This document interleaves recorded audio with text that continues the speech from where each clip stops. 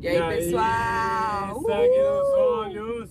Vamos para mais um capítulo do nosso Revalida Flix na estrada. Galera, mesmo em festa, mesmo em viagem de final do ano, não tem como parar de pensar no Revalida, né? Ainda mais quem tá revalidando e a gente que vive o Revalida todos os dias. Tem uma questão que tá no ar aí. Quando que vai ser a próxima prova? Quando que vai ser essa segunda fase aí? O que você tá achando que vai... Quando você chuta? Olha, vou chutar aqui, vai ser um chute bem certeiro. Eu acredito que vai ser na segunda semana de fevereiro. Na segunda e terceira semana de fevereiro. Não acredito que vai ser em janeiro. Hoje é 25 de dezembro de 2025 e até agora não temos edital. Verdade, não tem. Eu vi assim, que todas as outras provas, desde 2020, todas as provas que da segunda fase especificamente, todas demoraram quase que 60 dias, ou alguns dias a mais que 60 dias desde o dia do edital. Como não saiu o edital ainda, o normal é que demorasse 60 dias desde que saiu o edital até o dia da prova. Então já seria para final de fevereiro. Sim. Só que eu acho que o edital não sai agora no Natal, Sim. o edital não sai logo depois dos primeiros dias de janeiro. Então tem chance de ser no comecinho de março. Mas eu acho que assim, para os nossos alunos, para a gente, para quem está se preparando, que imagine já se programa para final de fevereiro, tá fazendo essa prova. Se for para março, o cara só estuda mais. Exato. Eu vi assim, tem uma regra, né, nas leis do Revalida ali, nas diretrizes, que para a primeira fase, assim que o edital sai, você tem que ter 60 dias, pelo menos, para o cara se preparar para a prova. Mas essa só se aplica para a primeira fase. Tanto é que desde 2020 até agora, teve uma prova que demorou 57 dias. Sim. Teve uma que demorou 60, outra 61 dias, Sim. 62. A Então, gente sempre tenta pesquisar coisas que estão ali dentro da lei. Até porque a gente sabe que o INEP, né, a banca avaliadora que faz o Revalida, ele sempre dá umas surpresinhas, né? Às vezes fala que vai sair a nota, o resultado definitivo e adia, então prolonga ainda mais. A gente sabe que toda vez que temos uma data para esperar um resultado que vai mudar nossas vidas, isso gera uma tensão. Então, quando prolonga mais, gera também outros problemas, né? Outras tensões. Então, o que a gente sempre busca é o que está ali na lei. E, para te falar a verdade, não tem nada que obrigatoriamente fale que depois do edital tem 60 dias até a prova. Então, só para a primeira fase que tem isso, tem essa diretriz, tem, mas para a segunda fase nada específico.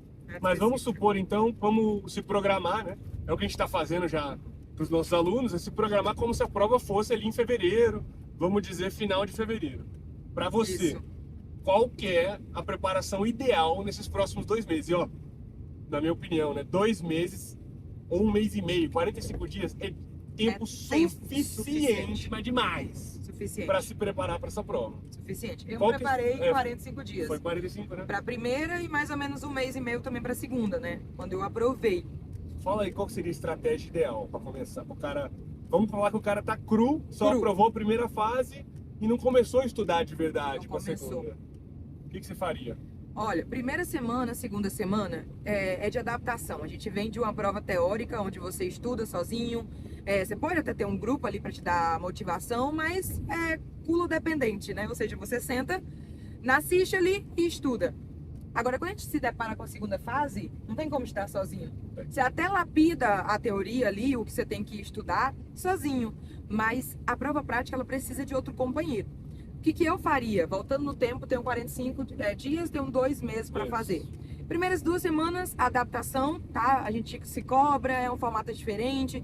Você vai fazer alguns checklists, mas sem pressão. Entender o que é o esqueleto que está todo mundo falando, entender o que é o padrão de avaliação da prova prática, que é por checklists, os temas que mais caíram nas provas nas edições anteriores, como são as edições anteriores. Então, eu agregaria aí 2 semaninhas no meu cronograma somente para adaptação. Saber como é a prova, o que se preparar, quais temas já caíram, o que é um PEP, o que é um checklist, o que são os esqueletos de cada área.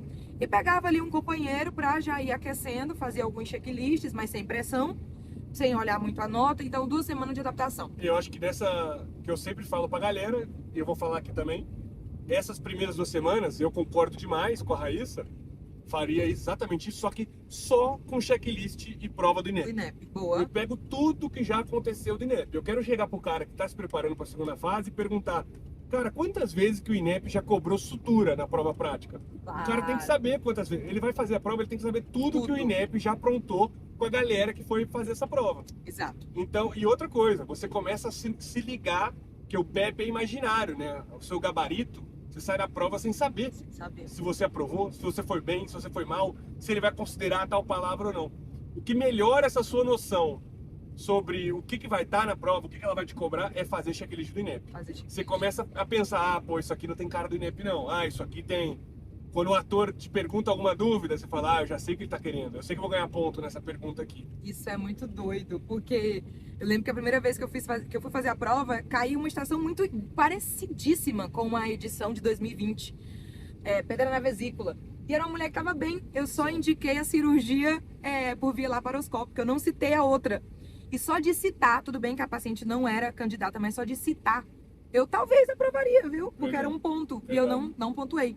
Então, consolidando aqui o que eu falei e complementando o que o Pablo falou, primeiras 2 semanas, sem neurose, ali, senta com um colega, faz checklists do INEP, né? Para ir adaptando. Você vai fazer um checklist, você pede pro cara escolher um do INEP. Exato. O cara vai fazer um checklist, você vai ser o ator, você escolhe para ele do INEP. Desde 2020 até 2025, são 9 provas. Teve replicação ainda, então tem mais provas. Começou, 2011. Não, eu sei, mas eu falo assim, que vale a pena, né, o cara fazer, que a gente fala pros alunos, né? Sim. 2020 pra frente. Depois os caras vão lá pra trás. Vão pra trás, é verdade. Porque as provas anteriores são mais simples. São diferentes, é um padrão então, diferente. 2020 até 2025 são Fazer mais todas. de 90 estações. Fazer mais todas. Pra você bater 90 estações, nem que seja fazendo ator também, cara, é muita coisa. É muita coisa. Então, essas 2 primeiras semanas a gente indicaria isso, né?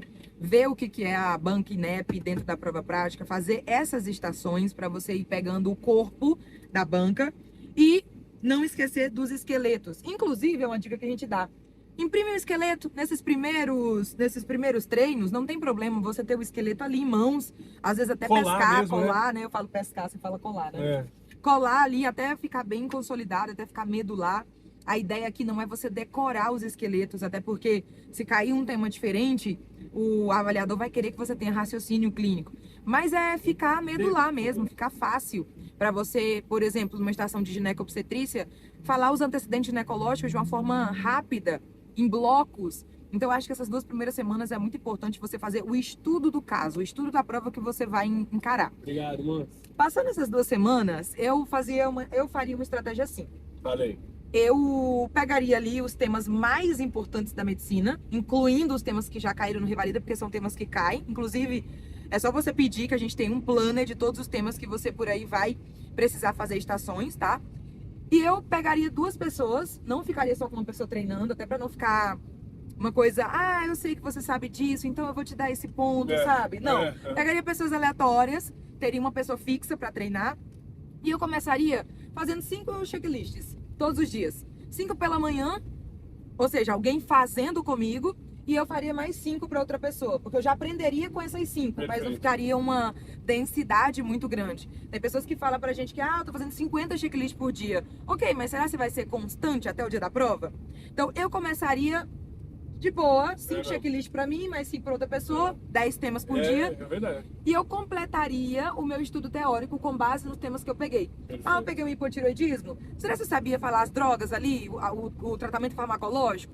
Será que eu saberia explicar dentro do laboratório se é um hipotiroidismo primário, secundário, terciário? Eu já vou estudando também os diagnósticos diferenciais. Os diagnósticos diferenciais. Câncer de tireoide. Exato. Né? Vou ver os TIRADs, eu vejo tudo. Exato. A palpação da tireoide, porque vai que é uma estação mais prática, onde você tem que provar. Então, assim, eu fiz só um hipotiroidismo de Hashimoto, mais simples. Mas eu não aceito só isso. Eu vou e me estico um pouquinho mais para as situações especiais que pode estar caindo ali junto com o hipotiroidismo. Se eu fiz 10 estações, no caso, 5 me fizeram e eu fiz 5, já são 10 temas que eu vou tirar à tarde ou final da noite para preparar o meu speech ali teórico. E eu trabalharia muito com os cardzinhos, sabe? Não pegaria resumos, porque é uma coisa que você vai por mim. Você não precisa saber tanta teoria assim para a prova prática, tá? É mais saber fazer a prova. Mas eu me prepararia para a teoria desses 5, 10 temas por dia. Eu faria isso. E desde o princípio, agregaria uma atividade física, alguma coisa que fosse relaxar minha mente, para não pensar em checklist. Senão o cara chega no dia da prova queimado. Então, falando nisso, então, para você, quais são os principais erros na preparação da segunda fase do Revalida? Os principais erros inclusive que eu cometi na primeira vez que eu fui fazer a prova. Achar que treinar checklist vai me aprovar. Só treinar sem entender o que tá ali por trás. Eu não entendi a prova, não entendia. Eu alíciador abdominal, papoca aqui e pronto. E os diagnósticos diferenciais? É o que a gente sempre bate na tecla. O avaliador, a pessoa que faz o Revalida, ela não quer só que tu seja um robô, que tu fale igual tá todo mundo falando. E hoje em dia, até as plataformas de treinamento, tudo bem que ajudou muito, né, a nossa praticidade, mas tá todo mundo muito robótico, tá todo mundo perguntando as mesmas coisas. Dificilmente uma pessoa que veio por uma dor abdominal, 9 em 10, que tá assim, ó, um jovem, você vai perguntar, você usa anti-inflamatório? Sabe essa pergunta mais papufo? Mais direcionada. Não, você tem alguma doença de base? Você toma algum remédio? Cara, isso aí tá todo mundo perguntando, o Revalida já percebeu que tá todo mundo assim. Então, conseguir treinar puxando esse leque de diagnósticos diferenciais. Dor abdominal tem uns 5 síndromes de abdômen agudo, né? Qual é o abdômen agudo que é num jovem que chega ali uma dor lacerante, cortante, 9 em 10? Cara, pode ser um perfurativo. Se é o perfurativo, foi uma úlcera. Então, no meu speech, do meu esqueleto de clínica, eu não vou perguntar só doenças, medicações, que é uma coisa que eu errei quando eu estava treinando. Você tem algum histórico de refluxo?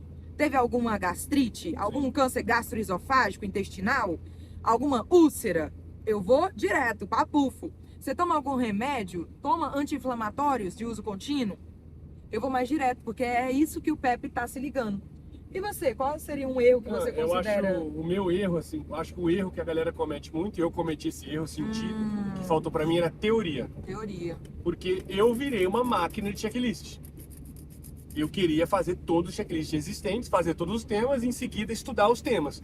Só que eu não tinha a paciência, eu não tinha a calma de parar e, deixa eu estudar esses temas. Eu não parava para estudar os temas que eu tinha me programado para estudar. Sim. Eu dava prioridade para fazer checklist, atrás de checklist, atrás de checklist. Até a última semana. Tudo bem que você aprende ali, na correção você aprende qual seria a conduta correta, a classificação. Eu lembro que quando eu fiz pela primeira vez de secção aórtica, uma estação de secção aórtica, eu falei, cara, quando foi a última vez que eu estudei isso? Claro. Bom, já anoto lá para estudar. E não estudava, eu fazia mais e mais checklist. E minha lista de temas a serem vistos ficava gigante. Então acho que esse foi o meu principal erro. É lógico que a prática tem que ser prevalente soberana, agora, né? soberana no momento, mas eu não deixaria teoria de lado. Todos os dias eu vou praticar e todos os dias eu vou ver teoria. Não faria isso de parar dias e dias sem ver teoria. Eu acho que esse é um dos principais erros, foi o meu principal erro, assim, que eu senti mais falta na hora. Fale mais um, assim, erro que você lembra. Outro erro, que você vê nos alunos fazendo. A gente fica imaginando temas, meu Deus, intoxicação por minério na população de alto risco, da Amazônia, e a gente viaja, meu Deus, se cair isso eu tô... Aí você bota um... Vai cair dengue. Cai dengue na mulher gestante. O Revalida, segunda fase, é só você olhar os temas que já caíram. Se você quer uma relação dos temas que já caíram, comenta aqui que a gente manda pra você. São temas corriqueiros, temas do dia a dia. Temas do dia a dia. Outra coisa, entender a prova é entender que aquele cenário ele foi desenhado para você tomar atitudes, condutas, verbalizações de diagnósticos e tratamentos com base no setor onde você está. Dificilmente você para tudo ali na primeira folha, né? Que é o momento que você tá no ápice do desespero, meu Deus, isso é no dia da prova, né? E você vai calcular onde que você tá, o que que você tem a seu dispor. Então, às vezes, cai um infarto. Se esse infarto cair numa atenção terciária, você tem outra conduta. Uma situação diferente, né? Você é o pai da pátria, você tem que fazer tudo. Se cai numa UBS, o teu objetivo é só estabilizar o paciente e tomar uma conduta de pegar, ligar para o SAMU, ver o hospital mais perto, né? Calcular ali o tempo do balão, da dor do peito, né? Se vai trombolizar, se vai botar o cateterismo, explicar para o paciente que ele não vai, né? Porque já caiu o infarto numa estação de preventiva, acho que em 2015, 2020. E caiu o infarto também num outro setor. Então o PEP, ele tá com base no setor que você tá e muito importante ler as tarefas com atenção. As tarefas é o passo a passo do que você tem que fazer. A ordem das tarefas é literalmente a ordem do gabarito, do PEP. Então, às vezes, não ter esse pulso forte de peraí, onde é que eu dou? Peraí, qual que é minhas tarefas? Não, meu Deus, é dor no peito, é um infarto, será que esse paciente vai morrer? A gente fica com essa cabeça acelerada, né? Então, às vezes é difícil você acalmar a mente, né? É mesmo. Pra ler. É mesmo. E são detalhes, são detalhes. Só para antes de finalizar essa dos erros, né? mais um erro que eu vejo muito acontecer, e eu vi no dia da minha prova acontecendo muito. A galera, todo mundo, quer aprovar demais no Revalida, né? Essa segunda fase dá mais nervosismo ainda, porque é a prova prática, às vezes a pessoa já reprovou 2 vezes, tá na última chance. Cara, o nível de nervosismo na segunda fase é superior demais, né?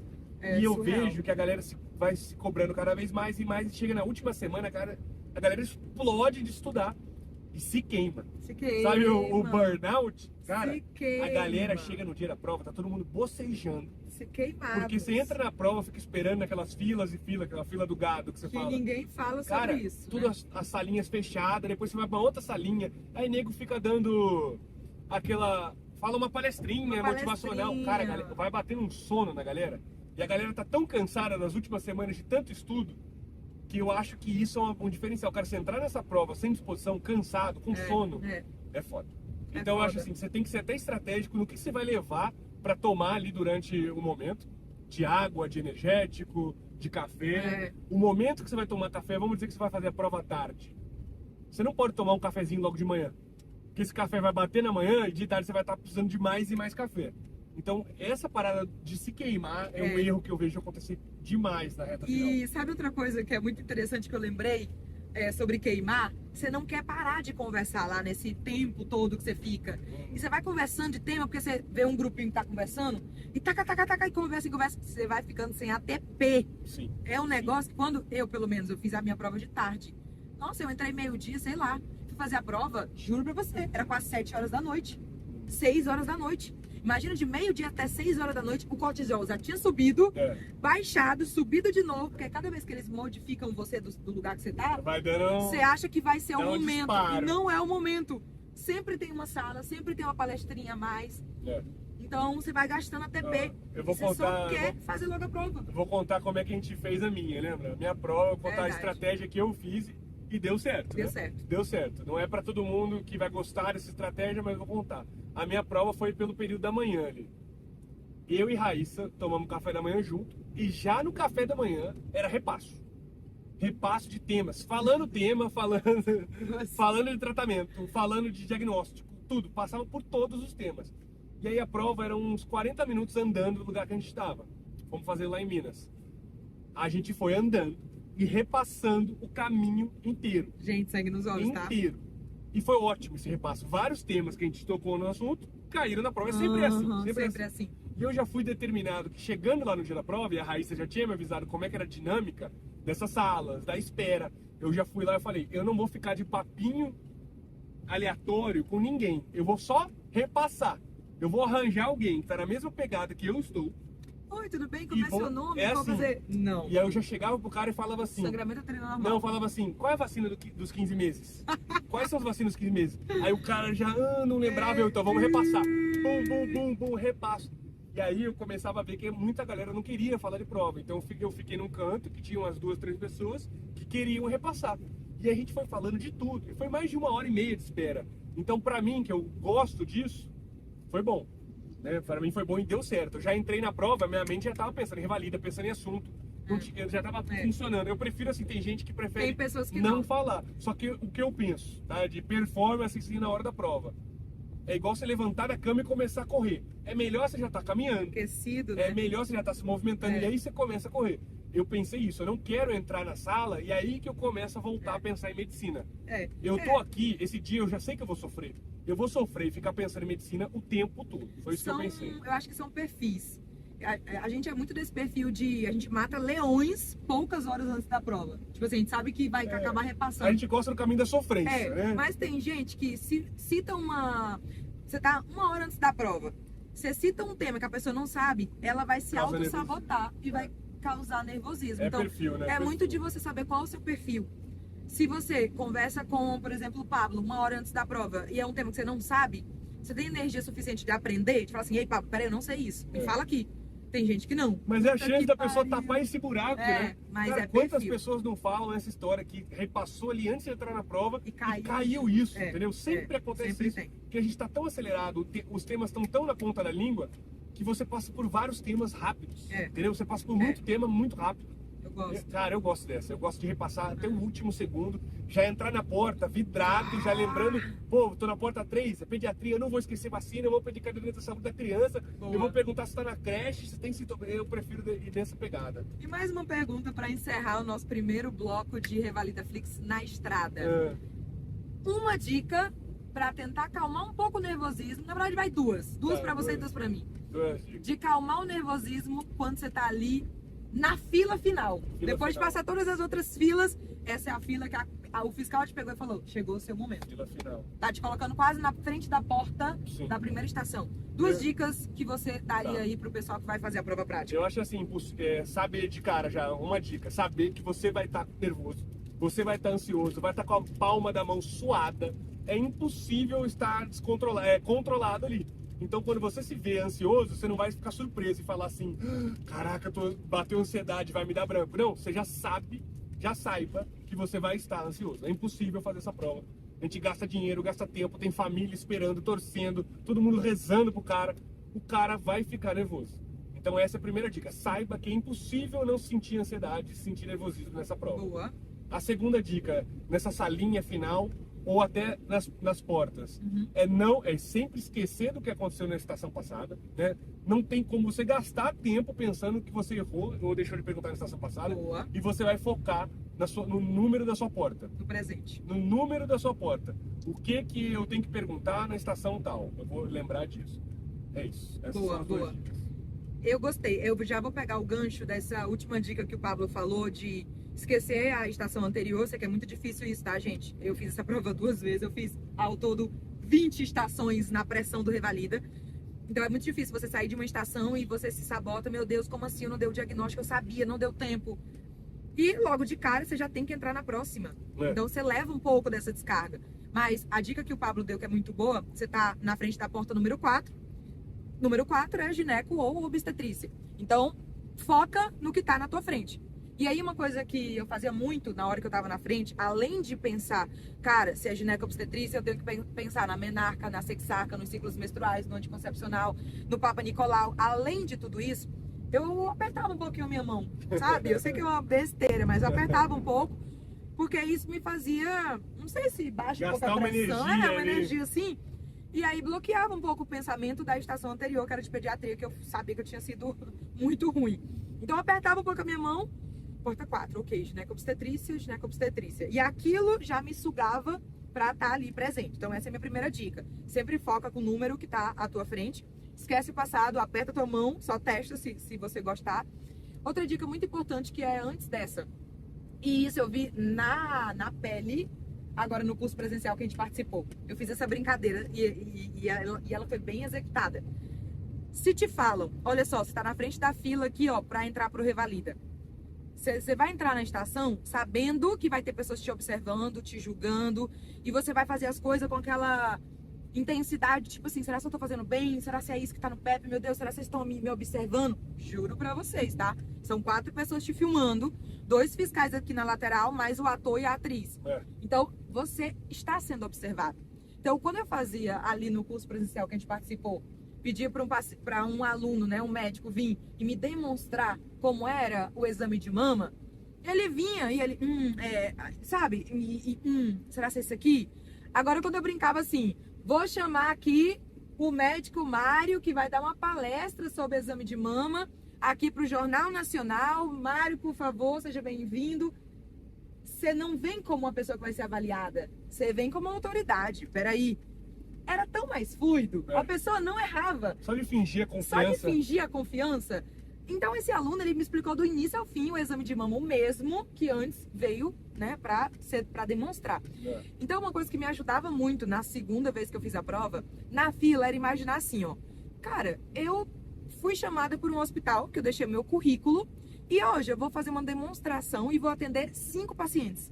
Eu vou atender 5 pacientes, vou dar o meu melhor. Eu sou uma médica, eu sou capaz, e eu vou atender 5 pacientes. Eu vou demonstrar para eles a minha capacidade de saber o que eles estão sentindo. Eu tentava tirar um pouco dessa tensão de tipo, é o revalida. Pensa só, tu tá fazendo o revalida, tu sabe que é o revalida. Agora imagina se tu vai no dia seguinte, sem saber que é o revalida, e entra nessas 5 salinhas. Sim. Sem a tensão de saber que tá sendo julgado, de saber que tá sendo avaliado. Você ia dar um show, porque são temas fáceis. A prova não é difícil. A gente complica, né? Obviamente tem erros ali nos atores, tem erros na correção. É muita sacanagem o que acontece nessa prova do revalida, tá? Não é justa essa prova. Mas a prova em si, quando você pega o tema e você vê o PEP, ela não é difícil. Não é difícil. Se você tirar um pouco dessa tensão na prova, indo fazer a prova, na fila... Cara, hoje eu vou atender 5 pacientes. Juro pra você, melhorou muito a minha performance. Hoje eu vou atender 5 pacientes. E é no hospital que eu deixei o meu currículo e que eu quero trabalhar aqui. Porque você faz no hospital mesmo. Então, eu entrava, a primeira estação sempre é a que mais dá uma tensãozinha, né? Sim. Eu não lembro nem muito bem o que eu falei na primeira estação, porque você tá meio que na Nárnia, aterrissando. Mas a partir da segunda eu fiquei bem confiante. Eu falei, cara, eu tô preparada, eu vou revalidar. Boa. Eu acho que a revalidação, a tua aprovação, você veste a camisa. É como se fosse uma aceitação. Boa. Você aceita e você briga por isso. Você não tá numa estação que você não sabe nada e fica calado. E tipo assim, já aceitei que eu fui derrotado. Finaliza a minha estação, faltando 2 minutos. Não, cara, você vai até o final. Até o final você vai verbalizar coisas, porque você vai pontuar. Alguma coisa que você vai verbalizar vai estar lá no PEP. Então você não desiste. Prova prática é isso. Boa. Eu sinto que você veste a camisa, não vou dar os meus pontos pro INEP. Você vai até o final. Boa. E você aprova, você revalida. Agora eu queria falar que teve algumas mudanças no INEP, né? Alguns modos diferentes que podem aparecer na prova, né? Eu queria que a gente chutasse, porque tem que especular. Não dá pra... Eles descrevem ali que pode ter receita, né? Você pode ter que passar receitar, fazer a prescrição de um medicamento. Encaminhamento do paciente. Então, transportar, por exemplo, um paciente com infarto para um lugar de maior complexidade. para uma outra. Ou aquele eu achei legal, que eu acho bem possível, é passar plantão. Plantão. Passar o plantão. Isso.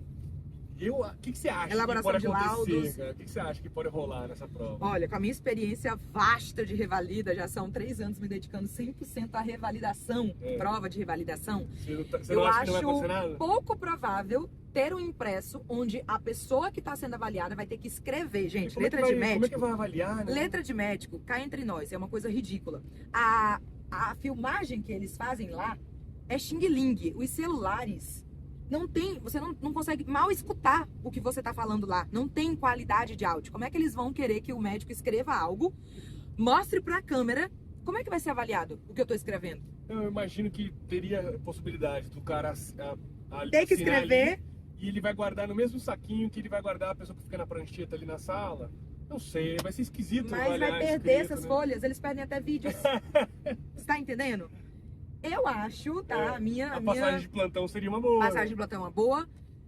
Eu acho que se tiver alguma prescrição, porque vai ter uma estação para desestabilizar todo mundo, sempre tem, então vai ser essa.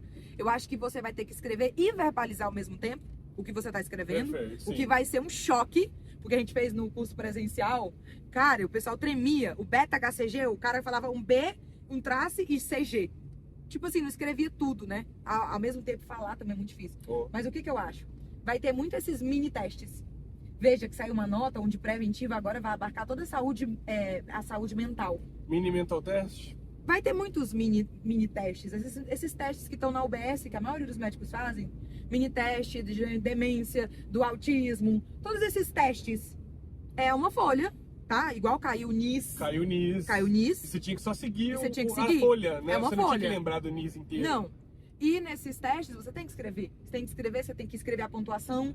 Então, escreva a pontuação com base no que você fez na anamnese e verbalize para a câmera a tua pontuação. E de acordo com isso, se está preservado, constante, normal, alterado. Sim. Eu acredito que é uma boa aposta para cair nessa prova. Boa. Tipo, o mini teste de demência, cara, tá maravilhoso. É mesmo. Só que coloca isso numa prova e você nunca viu isso na sua vida. Capaz até de você zerar a estação. Então, essa é a minha sutil e leve conselho e opinião com relação ao que você acha. Cita uma estação assim que você poderia... Eu acho, e a gente fez algumas simulações assim gravadas, lembra? De passagem de plantão. Passagem de plantão. E eu acho que essa é possível. Você tem que passar pro chefe de estação. O chefe de estação vai ser a pessoa que você tem que passar o plantão. Eu gosto. Inclusive, ainda pegando esse gancho do que você falou, imagina que eu tô numa UPA. Não, imagina que eu tô na atenção secundária, mas eu tô no setor ali verde, demanda espontânea. E eu pego um paciente que tá com, sei lá, um abdômen agudo hemorrágico. Tem a tomografia. E eu vou ter que passar ele pra você que tá já no setor de maior E complexidade. descrever também o que rolou. Tipo assim, olha, recebi um paciente assim, teve dor abdominal, 8 em 10, e eu fiz a tomografia saiu tinha isso, tal. e agora eu preciso que você receba esse paciente. Situação boa. Muito boa. Passagem mesmo, passagem de paciente, de caso. Eles vão querer complicar pra caramba, cara. Alguma estação eles vão querer complicar desse modo. Sempre tem uma, eu diria Sempre uma tem ou uma que se duas, estabiliza. assim. Não vão fazer todas simples, né? Sempre tem, sempre tem. E veja como essa prova, ela tem um pouco de sorte também, porque se você vai fazer a prova e você cai de cara na pior estação, se você cai de cara na pior estação, por exemplo, 2023, teve uma que era de coisa do indígena. Você tinha que falar com a mulher pra explicar as coisas que poderiam ser feitas no negócio do indígena. Algo que foge totalmente do nosso controle, que foge totalmente do que a gente treinou na nossa vida, dos esqueletos. Se você cair de cara nessa estação, ela tem um quê de sorte e um quê de ângulo. Porque a primeira estação que você vai fazer, independentemente, ela já vai ser a pior. Certo. Se você cai de cara na melhor estação da prova, corre o risco de você não conseguir pontuar tudo, porque você ainda tá pegando a manha da prova. Se você cair de cara na pior estação, ela já vai ser a pior mesmo, tá? Tá tudo bem. Só que pode levar um pouco mais sua ansiedade. Você vai sair dela pensando assim, cara, que estação horrível. Então, até a estação que tu cai primeiro, ela influencia na tua nota também. Essa é uma opinião, tá? Eu quero dar a gente deu dica de como se preparar para a prova e tal. Eu quero dar mais uma dica do dia da prova, né? Dica dentro da estação. Dica de dentro da estação. Que eu vejo que muita galera que não passou por uma preparação boa para essa prova erra. Quando você recebe um exame de laboratório, você fez o pedido de laboratório lá grandão e veio um resultado bem grande de laboratório. Eu vejo que a galera não até lê, né, o exame, mas não verbaliza o que está alterado. Alterações. Porque às vezes vem muita coisa alterada. Só que, cara, tem que verbalizar um por um, religiosamente, minuciosamente, você tem que identificar cada alteração e verbalizar. E não só vale ler em voz alta. Você já está lendo em voz alta. Você vai e reitera, né? Você verbaliza ainda assim, mais uma vez, você fala o que está alterado. Mesma coisa, veio uma radiografia toda alterada. Mesmo que não esteja escrito ali embaixo, descreva, ou cite, ou olhe para a câmera, fala o que está alterado.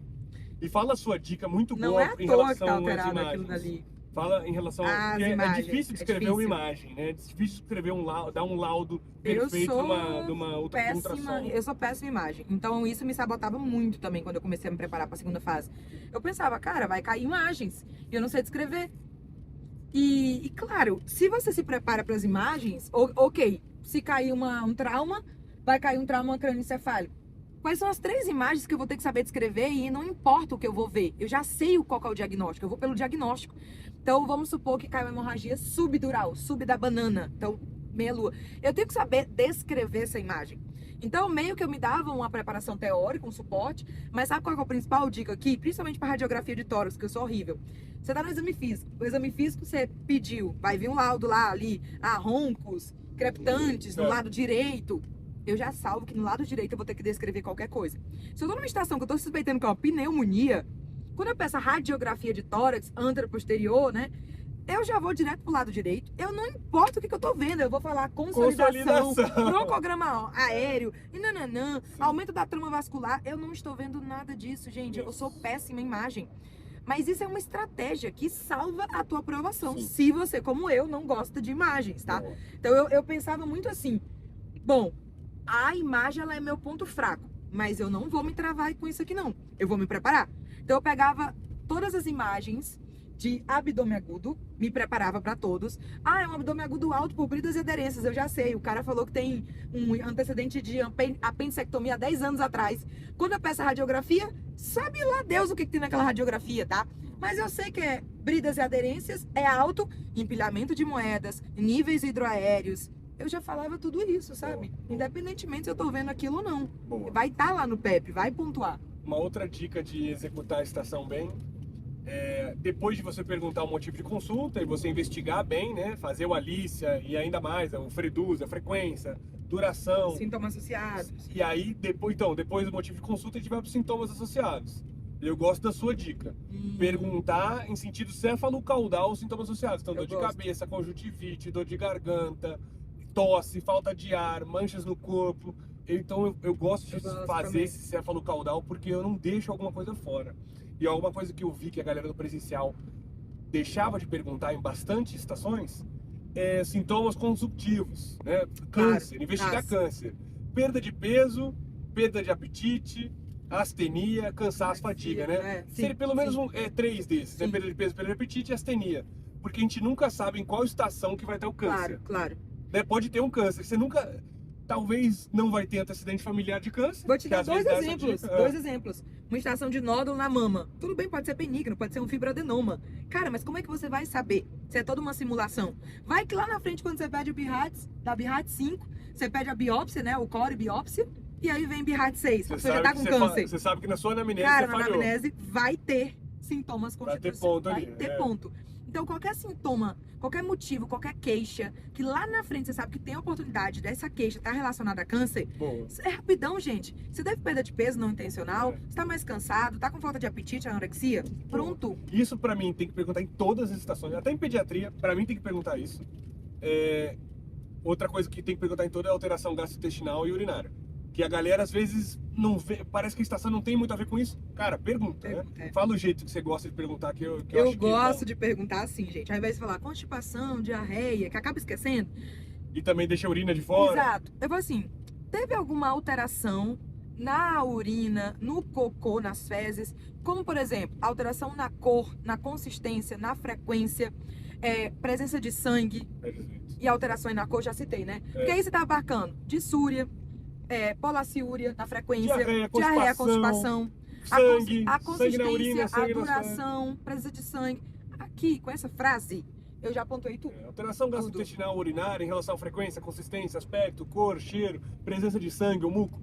3 segundos eu sempre perguntei. Odor, né? Outro que eu falei pra galera também, no laboratório, se eu tô pedindo um bom laboratório, no finalzinho eu complemento com o exame de urina tipo 1, sedimento urinário, urocultura. Em 2 segundos eu tenho pedido de urina em todos os laboratórios. Em 2 segundos, eu gastei 2 segundos. Outra coisa também, exame físico de pediatria, rinoscopia, otoscopia, uroscopia, que a galera esquece, né? Pediatria, no exame físico, rinoscopia, otoscopia, uroscopia. Tem que ver os buracos na criança, gente. Eu sempre, pra chocar. Falando em buraco, é outra coisa que eu adotei. Acho que a galera começa a fazer isso já com prática. Toque retal é praticamente em todas as estações. Eu vou deixar. Ela vai estar sempre para quase solicitar toque retal. Perdi tanto ponto na minha prova por não.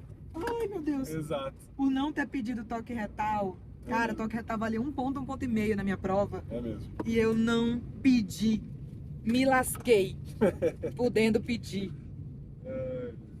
Mas gente, são dicas que você vai captando ali com essa sensibilidade, com esse olhar. Às vezes a gente acha que é só estudar por estudar, que é passar horas fazendo checklist. E às vezes se você se dedica assim 1 horinha só para entender como é a prova, para ver os temas passados, para conversar com alguém que já fez a prova, nada melhor do que alguém que já fez a prova. Então são coisas que com certeza vai te deixar à frente, né? Para você fazer essa prova pela primeira e última vez, ou se você já fez a prova pela última vez, né? Então, qualquer coisa, mandem aqui pra gente, pra mais dicas como essa. Logo mais no próximo episódio. Pra mais dicas como essa, sigam o nosso canal. E algum tema que você aí queira que a gente converse na nossa próxima viagem na estrada, que a gente traga aqui pro capítulo do Revalida Flix, é só você deixar aqui nos comentários, tá? Vai ser um prazer conversar com vocês. Beijinhos e até o próximo capítulo.